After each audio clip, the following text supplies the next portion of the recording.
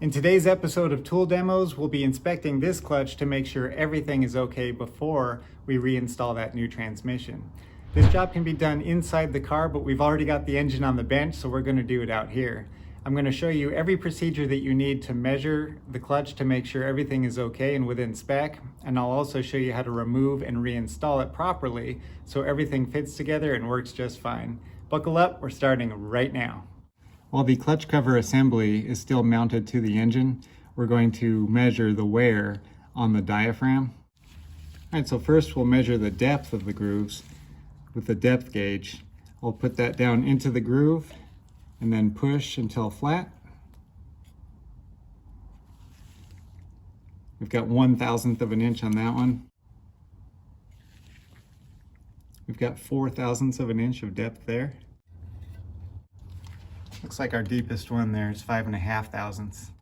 The wear specification on this clutch cover is a depth of 20 thousandths maximum. So this part of the caliper here is going to measure the width of the groove. We'll measure those to see if those are within spec. It's 114 thousandths. Measure one more. They're all about the same.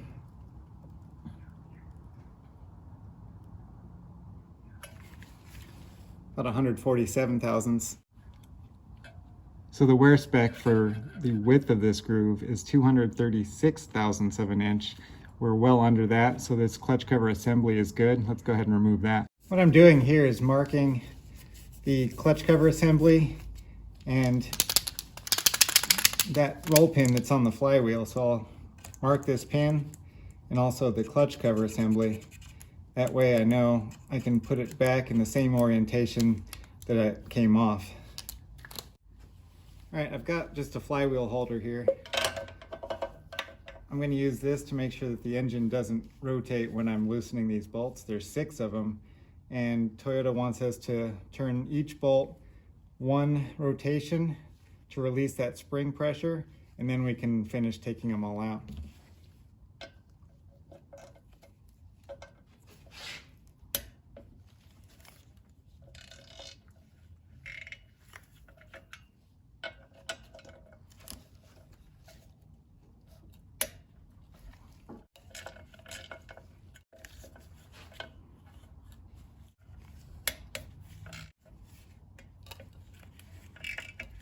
I can just use my impact now to spin these out.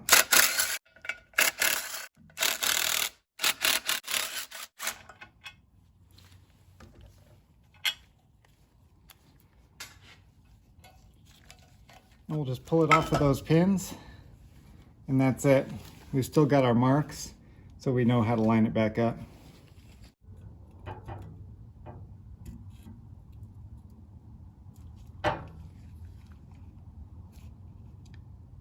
You can see we've got 112 thousandths of an inch. The spec here is 12 thousandths of an inch, so this is much thicker than it needs to be, so we're good there.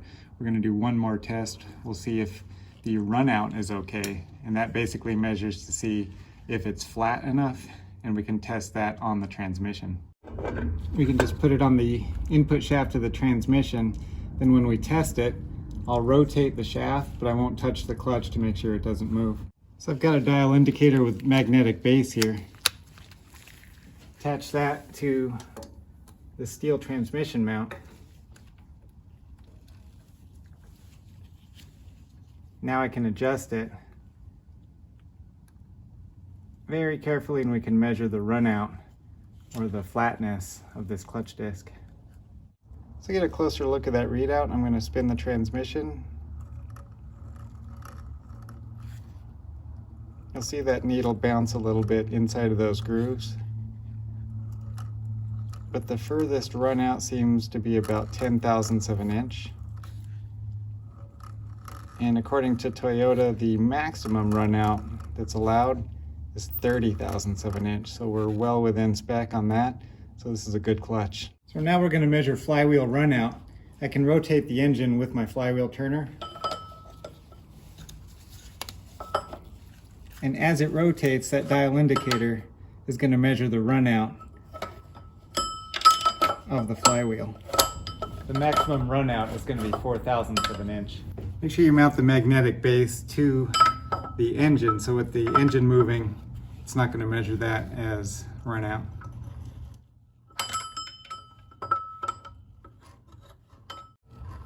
I'm watching that paint mark that we made, and it looks like we've gone one full revolution. So this flywheel looks like it's good. All right, so inside of the flywheel here and the crankshaft is just a machined surface. There's no bushing or bearing that we need to replace.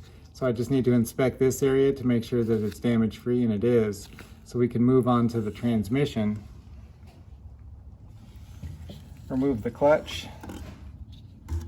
And inside we've got this throwout bearing or release bearing, depending on what you like to call it.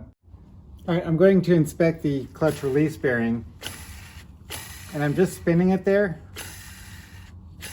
Can you hear that sound? Bearings shouldn't spin freely like that and shouldn't make noise, so I think I'm going to replace this. But you also need to push down and put some load on that bearing and see what it feels like when you're pushing down on it. And it feels smooth to me. I don't feel it binding or any kind of roughness in there, so that's okay. But I don't like the way this sounds, like there's no grease left in there. And so I'm going to replace this. This whole assembly comes off with the release fork.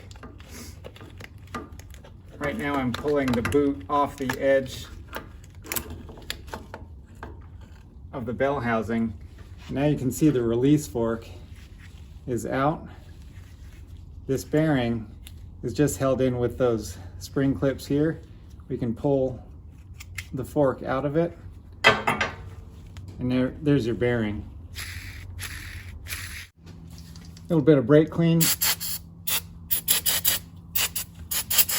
just to get things started. And I'm just going to wipe down these surfaces, get them ready for grease. All right, just a wee bit is all I'm going to use here. Just touch it. And then also on this ball joint. Just have a light coating on there. A little bit on the release fork here, just a bit. And here where the slave cylinder goes in there. It's kind of too much. I just want a hint of grease on there to keep the rust out. That's it, no more than that. All right, new release bearing is going to go on the fork.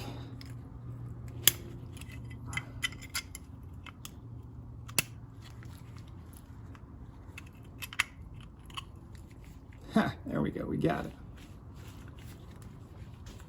Now the fork goes through the slot here, and then we'll get the bearing right down on the input shaft. And that feels really good. That slides just fine, and there's no excess grease around here to be flinging around on the clutch. All right, you can see just the inner lip of that boot on the inside of the bell housing, and it's attached here on the outside. And that just keeps dirt and junk from getting in there. Cool, we're ready to go. Typically when you buy a brand new clutch, you'll see that it comes with a tool like this. This is a spline alignment tool. This is not the right tool for that clutch. It's got a different spline. If you can see, there's the splines in the clutch here, a lot more than what you see on this. This is for a Dodge. So I don't actually have the tool for this Toyota transmission. So I'm going to use a clutch alignment kit from Mac Tools. A lot of companies make toolkits like this. This is just the one that I've got. Inside you'll see that it's got a lot of different adapters, and I can choose the right ones that fit this particular application, and I can get that clutch aligned without the tool that new clutches come with. There's the part number for that Mac Tools kit. So I've just got some brake clean. And we're going to clean this off just like you would with a brake disc. So that way we have good engagement right from the beginning. I'll also do that with the pressure plate. Out of the toolkit, this is our pilot adapter that fits right into that pilot hole here in the flywheel. And this is the aligner tool. fits there pretty well. Remember that this side of the clutch is the flywheel side, so we'll turn that around.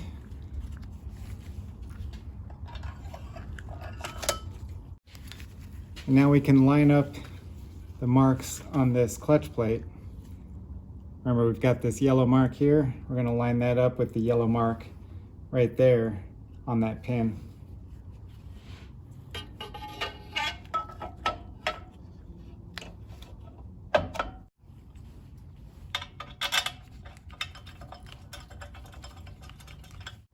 So this is the adapter for the clutch that will fit.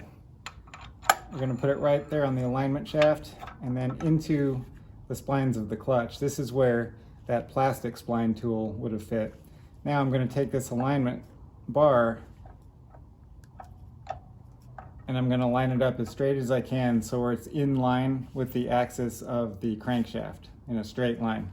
And we'll make sure that this is lined up as we go.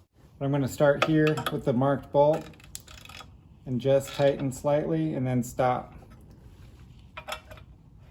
This is just past finger tight. I'm going to stop.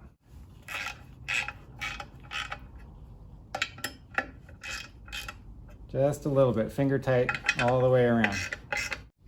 This looks pretty good. We can take this aligner out because that clutch isn't moving now. You can have a look.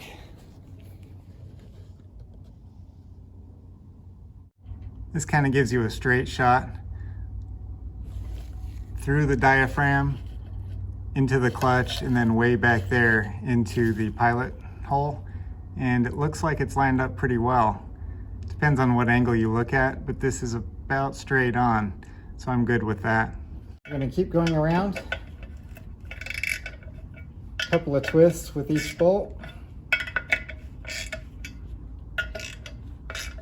until they stop. So I'm going to start with the marked bolt.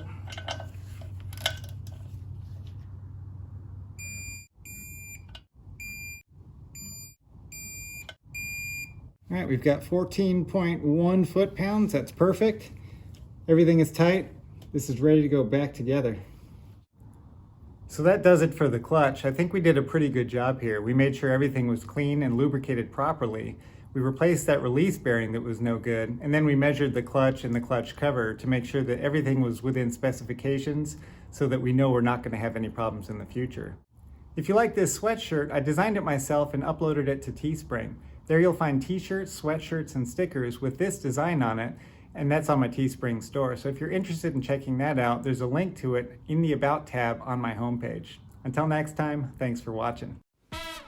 To see all my content when it's released, click over here. And click here to see another Tool Demos video. You know you want to.